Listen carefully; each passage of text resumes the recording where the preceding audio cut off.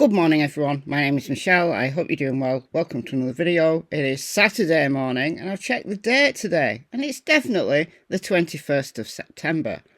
So I want to talk about the Sebastian Rogers case today. I haven't talked about Sebastian for a few days, and while I've been away looking at other cases like Sarah Boone, hilarious, oh dear, hilarious, go and watch yesterday's video. The case of Sebastian Rogers' disappearance, which potentially is a relatively simple case, like others before it, Jay Slater, Nicola Bully, has become a complete joke. If we thought the Summer Wells case was bad, this is worse, way worse. Alright, why am I saying this? Well, Dog the Bounty Hunter was on Jennifer Coffindaffer's channel last night. Break the case with Jennifer Coffindaffer. And this is probably the worst interview I've seen yet on this case.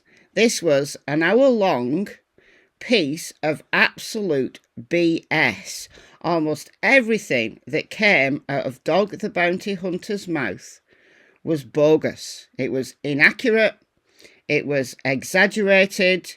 It was down an alley where there's no evidence that Sebaastian might be, but yeah, Jennifer Coffindaffer, who appears on all of these, mainstream shows. She appears on Court TV, she appears on News Nation, and they lap her up. They really do. They lap her up. And now she's got her own channel. She had her own channel for a while. She's an ex-FBI agent, and I don't know how she could sit and listen to an hour of this and not challenge him.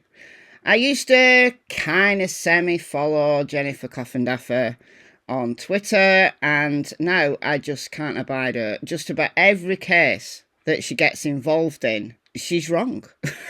She's stone cold wrong. I don't know what she was like when she was in the FBI. I hope she was better than she is now. But hey, what can you do? She's playing into these conspiracy theories. I just want to play one segment of this.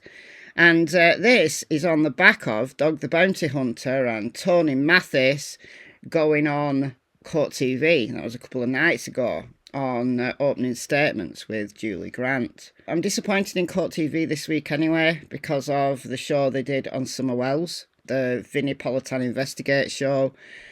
And I did a live stream and then I did a follow-up recorded video based on that. I'm disappointed, really disappointed that they don't do their research, like proper research. But here we are. Alright, so I'm going to play a little segment of this and then we're going to talk about the actual truth of Sebastian Rogers. As I see it, the most likely scenario. Let's go.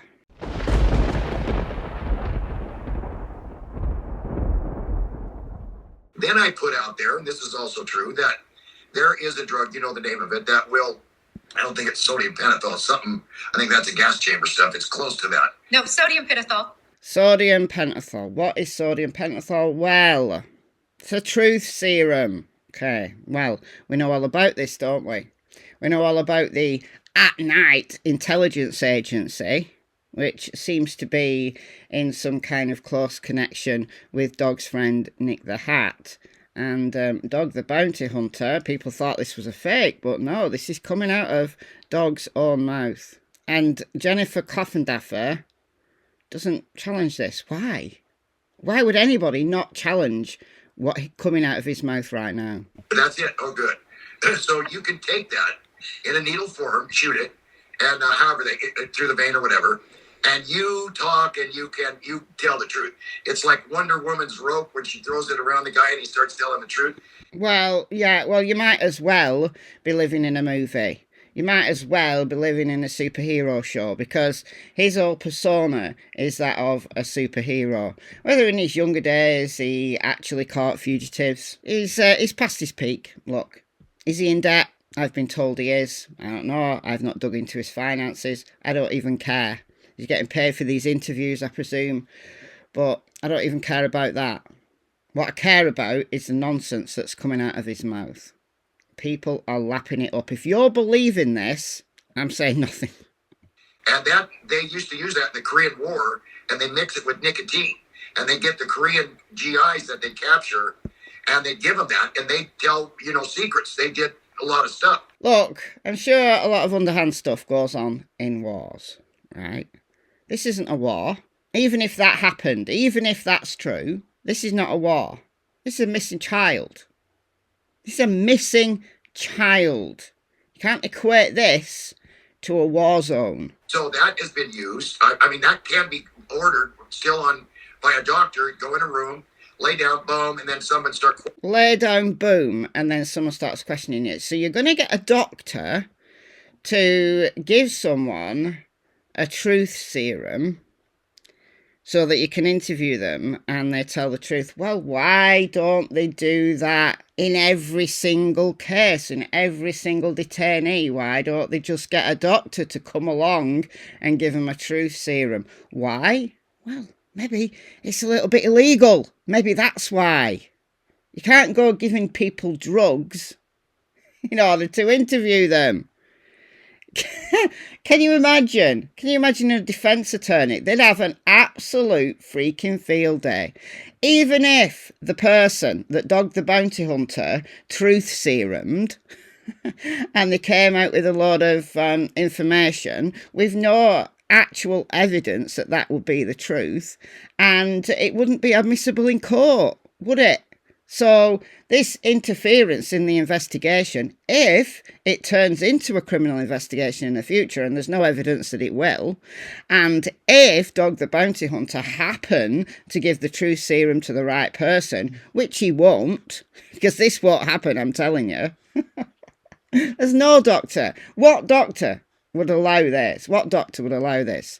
They would need to be struck off if they did. But no, Dog the Bounty Hunter thinks this is a great idea. So all of a sudden, someone comes out, Dog is going to kidnap the stepdad and admit it. Well, I said that. I don't know whether he's talking about me. But yeah, that's what you would need to do. To administer a truth serum to Chris Proudfoot or Katie Proudfoot. I'm sure they're not going to just agree to this, are they? Even if Seth would be stupid enough to agree to this, and it does seem that he says he would be. Why? Is this an effort to clear him? Like, I even took the truth serum. I even went to a doctor and then was interviewed, and I took the truth serum, and I told the truth. All right, so now law enforcement, you've got to clear me. Is this what this is all about? Right, it's some warped form of publicity for the case, yes. But at what cost? And I think this is all a vain attempt to get Seth cleared. Stir this stuff to him. Well, if it wasn't illegal, yes, I would. If it wasn't illegal, yes, I would. So you're not actually going to kidnap anybody. Well, giving people truth serums, and then even if they're consenting, I think there's still a big problem with that. So if it wasn't illegal, you would kidnap them. Okay, cool. You better believe I would.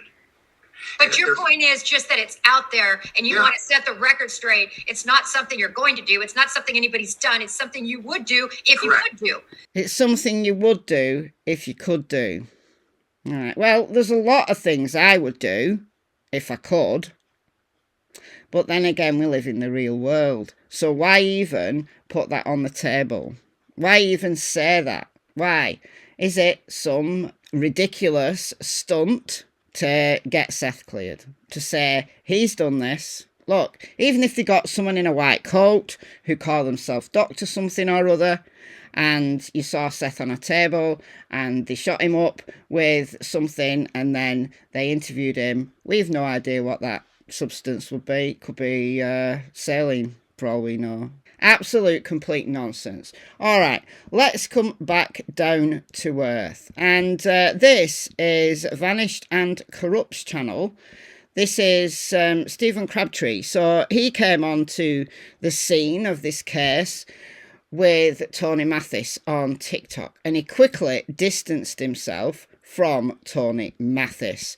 And this is Stephen Crabtree flying drone over the area where Sebaastian lives.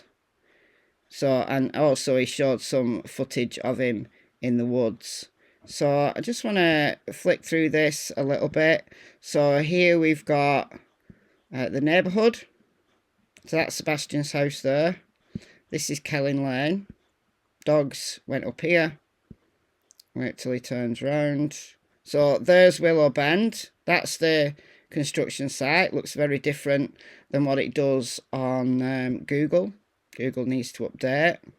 So there's Long Hollow, Kelling Lane, Stafford Court. That's the house with the camera that will capture anybody coming out of Stafford or Kelling. And then we've got the shot up Kelling Lane, and that is the construction site right there where the retention pond is. Now, Stephen's wrong in where he said the retention pond was. The retention pond is over towards the cemetery area. So more over here. But yeah, you can see how many houses, and they've levelled all that. So when Sebaastian went missing, that was pretty rough still. So there's a digger there. I think Sebaastian liked the construction site because, you know, there was big machinery that he enjoyed, you know, looking at. Maybe he was climbing on it. And then Stephen takes us into the woods. And you can see just how dense some of this is. Now he flies his drone up and down this power line. So this is a couple of miles out from Sebastian's home. And when he zooms in, yeah, you can see the ground, but what you can't see is what's under these canopies. And that would be a little bit easier to do in February when, you know, the trees weren't in full bloom. But still, if somebody's, you know, under something, either hiding or is injured, and, you know, if somebody was under there, let's say, even if there's no leaves on the trees, you wouldn't be able to see them. It gives us a really good feel for what this scenery is actually like. And this goes on for miles. That's the road, Hogan's Branch, is it? Can't remember. And then beyond that, another couple of miles north, is the town of Whitehouse, where Sebastian's got a connection to. So you've got all these dips, you've got, you know, hills. It's not really mountainous like it is in northeast Tennessee where Summer Wells disappeared, but it is hilly and incredibly difficult to search at this time of year. But still, there would have been a lot of, you know, dead coverage and whatever in February. Somebody who, you know, fell into a ravine probably wouldn't be seen by the air. You'd have to come across them. And I think a hunter will come across Sebastian if he's here. But I think he's in there somewhere. Stephen Crabtree does as well. I think he's in there somewhere. So this is Stephen on the ground now. He's climbing up a hill. I mean, it's not that treacherous. It's not that bad. But to have combed, you know, this woodland with a fine-tooth comb, no fault to anybody who did the searching initially. It's so easy to miss someone in this kind of terrain. But they were, at the time, expecting Sebastian to be alive and able to assist in his own recovery. It looks a lot like where I walk. Do you not think that looks like the Secret Woods? It looks just like the Secret Woods. That could be the Secret Woods. Someone was lying 2 feet away. If they were in the brush, wouldn't see him. Alright guys, let me know your thoughts about this case and the latest nonsense in the comments, and I'll see you in the next video. Bye guys. Come on. Come on, you go.